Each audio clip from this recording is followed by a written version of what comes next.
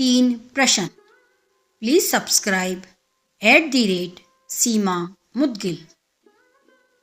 3 प्रश्न। मित्रों, विख्यात रूसी साहित्यकार टॉल्स्टॉय अपनी कहानी 3 प्रश्न में लिखते हैं कि किसी राजा के मन में 3 प्रश्न अक्सर उठा करते थे, जिनके उत्तर पाने के लिए वह अत्यंत अधीर था। इसलिए उसने अपने राज्य मंत्री से परामर्श किया और अपने सभासदों की एक बैठक बुलाई। राजा ने उस सभा में जो अपने तीनों प्रश्न सबके सम्मुख रखे वे थे। फर्स्ट, सबसे महत्वपूर्ण कार्य क्या होता है? सेकंड, परामर्श के लिए सबसे महत्वपूर्ण व्यक्ति कौन होता है? थर्ड, किसी भी निश्चित कार्य को करने का महत्वपूर्ण समय कौन सा होता है? कोई भी राजा के प्रश्नों का संतोषजनक उत्तर ना दे पाया, लेकिन उस सभा में राजा को एक ऐसे सन्यासी के बारे में पता चला जो सुदूर जंगल में एक कुटिया में रहते थे और सबकी जिज्ञासा का समाधान करने में समर्थ थे। राजा भी साधारण वेश में अपने कुछ सैनिकों एवं गुप्तचरों को साथ लेकर चल दिया।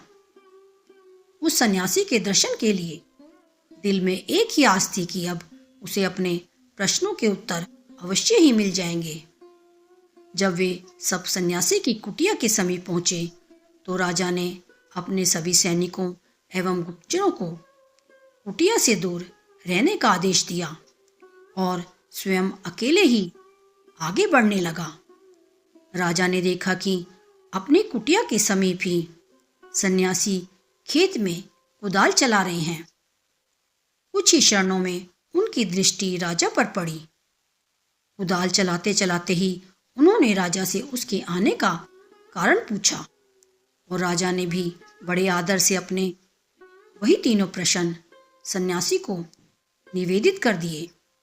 राजा अपने प्रश्नों के उत्तर की प्रतीक्षा करने लगा, लेकिन यह क्या? साधु ने तो उत्तर देने की बजाय राजा को उसकी कुदाल लेने का संकेत कर डाला और राजा भी कुदाल लेकर खेत जोतने लगा। आखिरकार राजा को अपने प्रश्नों के उत्तर भी तो चाहिए थे। राजा के खेत जोतते जोतते ही संध्या हो गई।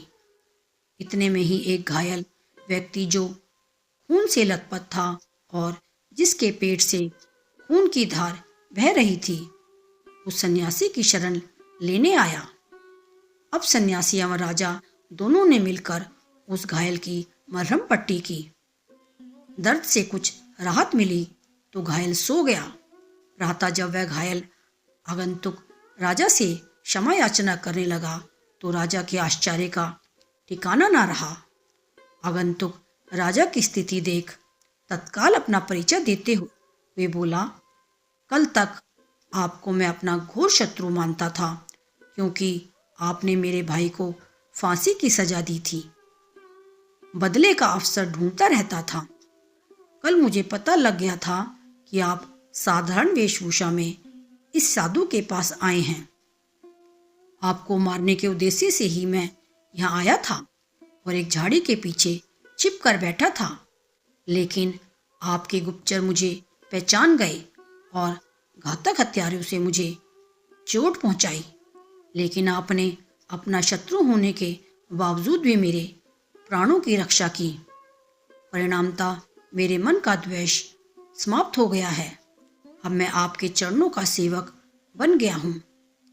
आप चाहें दंड दें अथवा मुझे क्षमा दान दें, यह आपकी इच्छा।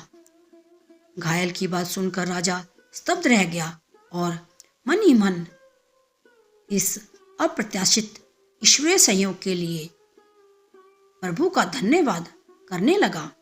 सन्यासी मुस्कुराया और राजा से कहने लगा, राजन, क्या अभी भी आपको अपने प्रश्नों के उत्तर नहीं मिले?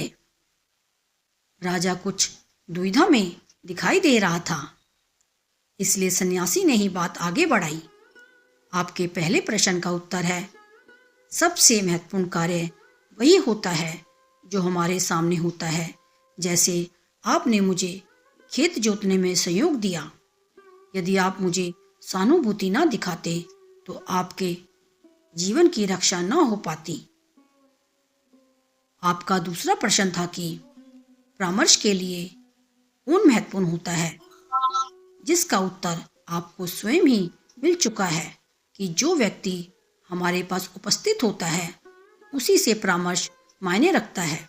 जैसे उस घायल व्यक्ति को सहायता की आवश्यकता थी जिसके प्राण आपने बचाए, इस तरह आपका शत्रु भी आपका मित्र बन गया।